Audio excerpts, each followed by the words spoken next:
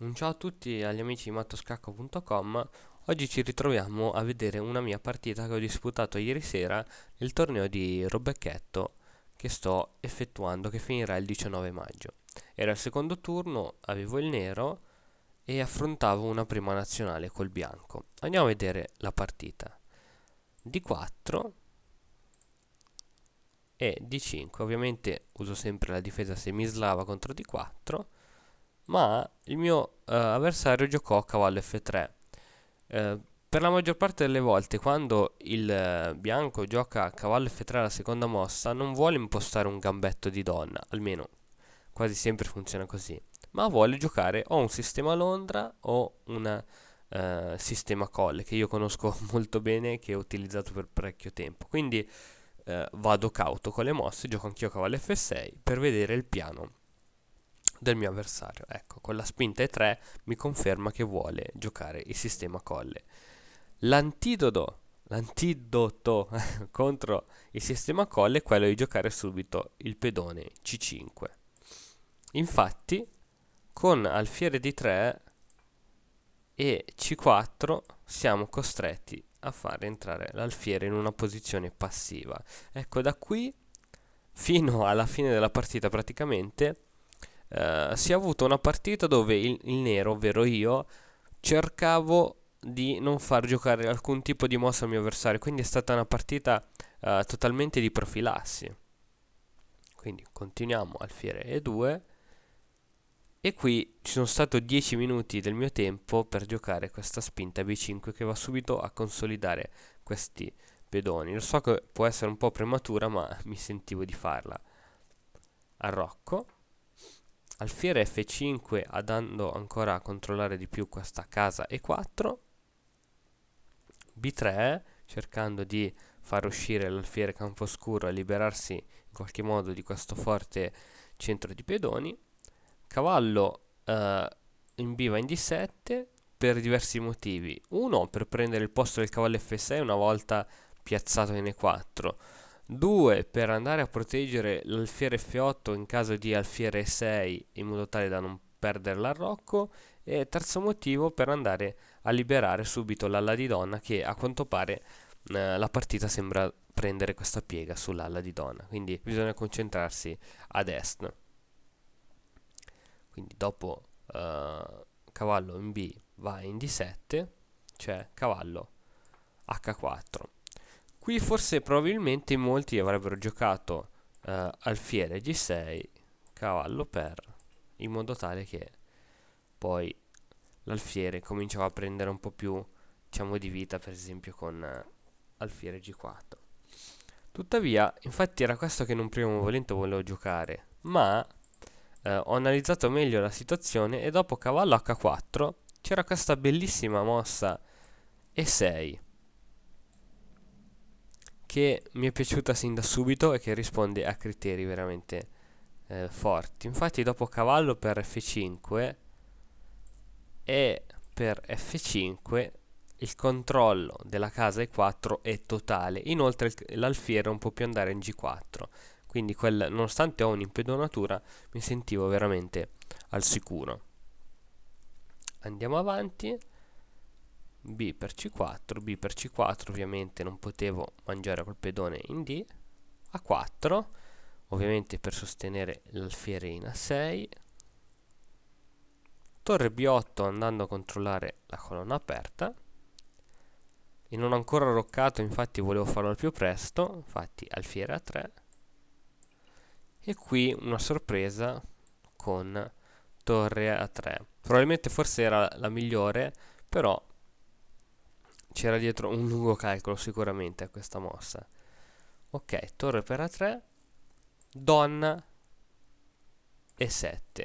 Ovviamente ora lo scopo del bianco era quello di sviluppare il cavallo, però andando a giocare donna E7 che punta sulla torre in A3, il cavallo era, diciamo, inchiodato a sostenere la torre, quindi non poteva giocare il cavallo, quindi è costretto a rientrare con torre A1. Arrocco, finalmente, cavallo C3 che va a creare pressione sul pedone arretrato D5. siamo arrivati alla mossa numero 15. A6 per impedire ogni entrata di cavallo, ancora stiamo giocando qui di profilassi. Alfiere F3 cercando comunque un po' di respiro e va ad attaccare il punto D5. Quindi prima di giocare cavallo E4 dovevo difendere questo punto. Infatti donna di 6, donna di 2 andando a liberare le torri, cavallo E4, alfiere per, F per, e mi trovo in una bellissima posizione, ma la partita è ancora tutta da giocare. Infatti torre in F va in B1, F5 seguita poi da cavallo F6. Infatti cavallo E2 che va poi a piazzarsi in F4, torre B6, qui volevo raddoppiare le torri, donna 5 andando a creare minacce. Questa è stata veramente un'ottima mossa perché va anche a colpire il punto debole del nero D5 con poi scacco al re. Torre in F va in B8, un cambio di torri e cavallo ritorna in C3 perché ha visto che poi da F4 non poteva fare nulla. Ora doppio attacco su D5 e sicuramente siamo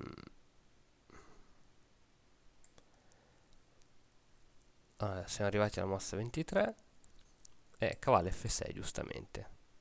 Poi torre B1, ovviamente qui il cambio ci voleva in modo tale che facciamo arretrare il cavallo. F4 era l'unica via di uscita per il nero, diciamo, era un modo per creare un po' di attivazione a questo gioco. F4, cavallo C3 che va ancora a puntare su D5, quindi abbiamo i due pezzi dei bianchi che puntano su D5 e i due pezzi del nero che puntano a difendere D5. F per E3, F per E3. Qui volevo giocare questa forte mossa cavallo G4 in modo tale da attaccare H2 e anche allo stesso tempo E3, tuttavia sarebbe seguito donna per D5 scacco e il bianco avrebbe assolutamente vinto la partita. Fortunatamente che me ne sono accorto, infatti sono andato a giocare re F7. Re F7 che va con lo scopo di andare in E6 e controllare questo punto. H3 per impedire le entrate di cavallo, re E6. Perfetto. Cavallo E2 per entrare in F5 e spinta profilattica in G5 per evitare ogni tipo di entrate del cavallo. Donna E1. Quindi il bianco cambia totalmente il gioco dall'ala di donna all'ala di re. E qui avevo già qualche preoccupazione. H6, donna G3 e qui non potevo permettermi di non cambiare le donne. A questo punto la partita sembra pari, però ehm, è vinta per il nero perché comunque riesce ad andare a catturare questo pedone in H4. L'unico mio dubbio era se andare a catturarlo col cavallo in questo modo e con una serie di manovre andare a catturarlo, oppure di andare poi, come ho fatto realmente, andare poi di re. In ogni modo sono riuscito poi a catturare questo pedone e a vincere la partita. Diciamo che la partita è durata per altre almeno 20-25 mosse e ognuna di queste mosse è stata veramente sudata e a mozzafiato. Possiamo continuare per un paio di mosse. Re F2, Re C6, cavallo E2, Re B6, cavallo C3, Re A5, Re E2, Re B4, Re D2 E ora siamo in Zhuang. Perché? Perché ora H5. Ora praticamente il bianco non può muovere il re perché altrimenti perde il cavallo. Non può muovere il cavallo altrimenti perde il pedone in A4, quindi è costretto a fare altri tipi di mosse. Quindi per esempio G4, H4, G4, H5 e ora è costretto appunto a spostare o il cavallo o il re. Spostando il cavallo il re comunque riesce a entrare in H4 e a creare poi danni. Re C3, qui sono dovuto stare veramente molto attento, altrimenti potevo rischiare di perdere addirittura la partita.